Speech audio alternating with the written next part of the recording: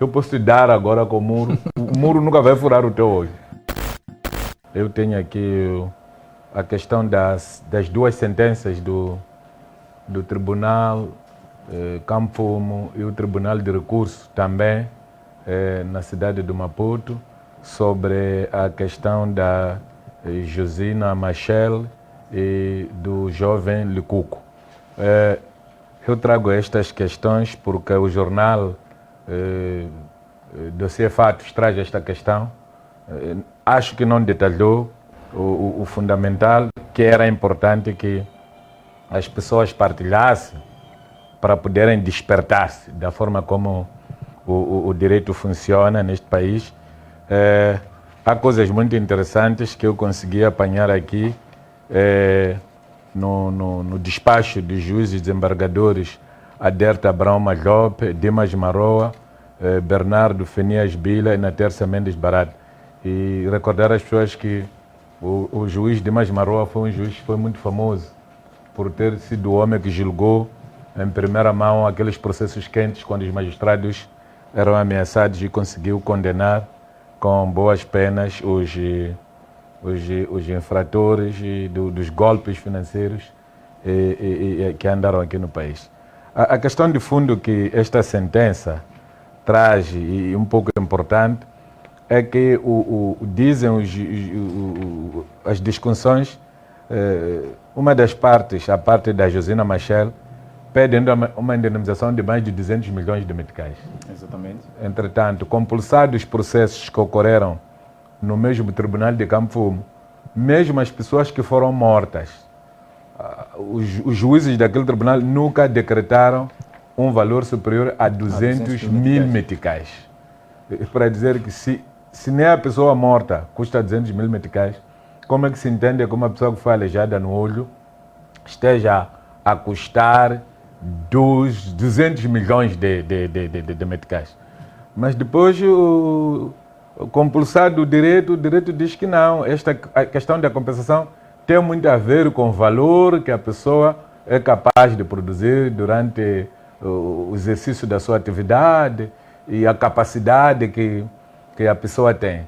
E depois aparece uma cena muito interessante, onde se diz que não, o Rufino Licuco é sócio de várias empresas com muitos rendimentos. Com propriedades a nível da zona com propriedades na zona VIP. Quer dizer, a questão é, afinal, sócio é dono de tudo que anda na empresa. E se você tem uma empresa e comete um erro, significa que todo o seu patrimônio tem que reverter a favor dessas pessoas. Isto faz-me recordar a história de um velho que estava preso em Mabalane, acusado de qualquer crime que não interessa aqui revelar, e era um criador de gado, tinha mais de 300 cabeças. Então estavam lá jornalistas a perguntar a ele por que não vender parte dos bois para pagar a caução e sair da cadeia. Ele disse: perdoa os meus bois porque os meus bois não participaram na prática do crime, por isso não vou vender os meus bois para pagar por uma culpa que se diz que é minha. Então eu próprio vou cumprir com a minha culpa. Mas a moral da história é que o tribunal termina decidindo absorver o Licuco para não pagar nem sequer uma 500, porque não ficou provado que ele tenha cometido o tal crime. Discute-se aqui se a Josina foi furada com punho, com murro no olho, e a possibilidade dela ter caído e haver uma coisa que picou o olho. Já que estamos a aproveitar até olhar para esta sentença e depois o acórdão, que parece que dá uma reviravolta ao próprio caso, como é que nós podemos encontrar, o que é que nós podemos entender de forma clara desta, sobretudo da reviravolta? Bom, a questão de fundo aqui, há reviravolta, por exemplo, em relação ao comportamento da diretora da Medicina Legal, que no lugar de fazer os exames em lugar próprio, foi fazer em casa da vítima. Eu penso que a partir daqui as pessoas têm que começar a tirar relações que o tribunal sabe perseguir até onde as coisas são feitas. Constatado que a perícia foi feita fora do local, que é a sede, considera-se que não se cumpriu com as formalidades. Então é muito bom que as pessoas estejam atentas às formalidades legais do que está-se a fazer. Esta reviravolta tem razão de ser se nós formos a atender o que é que a lei diz. A lei diz que, enquanto houver dúvida sobre a responsabilidade criminal do réu, o direito penal em vigor diz que tem que se libertar o réu. Basta haver dúvidas. Há dúvidas, por exemplo, porque ela foi ferida no olho por uma coisa contundente e o muro não é contundente. Eu posso te dar agora com o muro nunca vai furar o teu olho. Também não seja o caso. Sim. Há quem diz que não, quando cai no chão deve ter escoriações, e o outro diz que não, até pode ter caído e ter apanhado uma coisa que lhe raspou. E isto é interessante porque este debate começa com os advogados, passa para os legistas, 2 médicos legistas dizem que o muro é capaz. 2 médicos legistas dizem que não, o muro não é capaz de furar o olho. Portanto, ficou sem se perceber como é que a Josina ficou ferida. Tenta-se procurar testemunhas, eram altas horas da noite. Estavam os 2 no carro. Portanto, mais uma vez, nossas filhas, evitem andar à noite, seja com quem for. Porque quando houver problema, dificilmente vai conseguir se apurar as responsabilidades, porque não há testemunhas do fato. Moral da história, Rufino Lucuco foi inocentado. Lamentavelmente, esta é a parte mais triste desta história. Os WhatsApps e Facebook estão a debater Rufino como se fosse um criminoso. A partir desta sentença, querendo o Rufino pode levar ao tribunal e pedir indenizações pesadas às pessoas que o tratam como criminoso quando o Tribunal de Recurso o iliba. Portanto, todos aqueles que estão a participar neste debate, nos WhatsApps, no Instagram e outras plataformas, devem ter o cuidado de esperar que o Tribunal Supremo tome a última decisão como última instância jurídica neste país, porque até este momento, esta sentença do Tribunal de Campo terceira secção cai por terra e a sentença que fica é do Tribunal de Recurso. E esta sentença do Tribunal de Recurso não condena o jovem Rufino. Portanto, ele tem que ser tratado exatamente como as normas jurídicas recomendam neste país, independentemente de opiniões que nós possamos ter. Exato, era mesmo para introduzirmos aqui os temas, não é? Esse era o tema de destaque, então, de António Muxanga. José Fol, não sei se quer deixar um breve comentário a este tema em específico antes de entrarmos para aquele que é o seu tema de destaque da semana.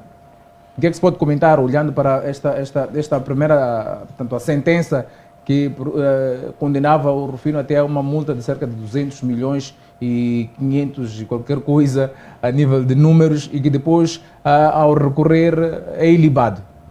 Bom, primeiro dizer que nós já tínhamos discutido este assunto aqui nesta casa, dizer de que esta sentença não é atual.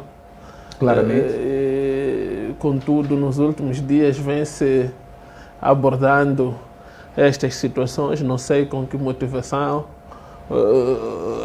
Algumas correntes da sociedade estão a voltar a levantar esta questão, mas é preciso saber de que houve um julgamento em primeira instância e este julgamento teve a sua consumação com a condenação do Sr. Rufino e depois recorreu-se ao Tribunal de Recurso e este tem, em princípio, 3 objetivos. Pode manter a decisão, pode anular a decisão, pode agravar a decisão. E neste momento viu que não há matérias para a condenação do Sr. Lucuco e o absolveu. Há um princípio em direito criminal chamado indúbio pro reo. Significa que quando não há provas bastantes ou quando há dúvidas sobre essas provas, quando as provas não são contundentes, tem de se absorver este indivíduo da condenação que foi decretada. Ou não pode ser condenado em caso de dúvidas. Não podemos condenar pessoas com provas não consistentes ou com factos não consistentes.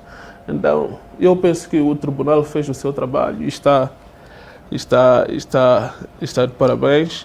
E veja que este processo todo foi acompanhado de vários laudos, de vários estudos. É isto que a gente quer na justiça, que a gente vá buscar várias áreas de saber para sustentar a decisão final de um juiz. Sou pena porque naquele momento eu te apontei com uma arma e de repente alguém o atirou por... Faca, até com faca. e dizer que não, eu sou culpado. Há muitas situações que podem, de facto, merecer um tratamento igual que tem acontecido na nossa sociedade. Estão de parabéns juízes desembargadores. É preciso que a nossa justiça cresça a cada dia e de facto, ainda há uma oportunidade. Não sei se a Josina interpôs um recurso à decisão. Aliás, o que está a criar muito barulho é que interpôs um recurso à decisão e o recurso foi aceito. Então, há tendência de criar-se movimentos feministas para pressionarem o tribunal de forma a voltar à estaca traseira, e este movimento é muito forte aqui dentro do país, nas redes sociais, mas na África do Sul até a Amnistia Internacional acabou se metendo e eu não sei como é que a Amnistia vai calhar, quando calhar com estas sentenças, com que cara a Amnistia Internacional vai aparecer a falar do assunto. É uma pena que os grupos de pressão que estão a surgir nas várias áreas, elas muitas das vezes não respeitam aquilo que é o Estado de Direito democrático, não respeitam muitas leis. Quando acham que querem forçar uma determinada coisa, não olham para os meios. Olha assim, então, para os movimentos, as opiniões. Usam este grupo de pressão nos grupos mais vulneráveis, nos grupos menos intelectuais para fazer uma pressão. É fácil você levar pessoas aí na estrada a marcharem, e principalmente quando se trata de um grupo tão importante que são as mulheres, onde, na minha ótica, nos últimos tempos, pela luta incessante a que está-se a realizar em várias partes do mundo para se atingir os objetivos das Nações Unidas, que é garantir a igualdade de direitos e de participação das mulheres em várias... Acaba-se violando também os direitos dos homens e de outras franjas. Não, é preciso olharmos para esta situação com muita atenção. Os países, as organizações não podem funcionar só pela pressão exterior que se faz. Devem olhar para o direito, devem olhar para as leis e devem olhar para um aspecto muito importante que foi vertido aqui. É esta questão de levar profissionais a estudarem uma determinada matéria e cientificamente poderem comprovar a veracidade. Eu quero aproveitar que estamos a falar aqui de levar profissionais a estudarem a matéria, estamos a falar da justiça estar a funcionar em alguma parte. Eu quero aproveitar para olhar, António Mchanga, está bem que não é um dos nossos temas de fundo para hoje,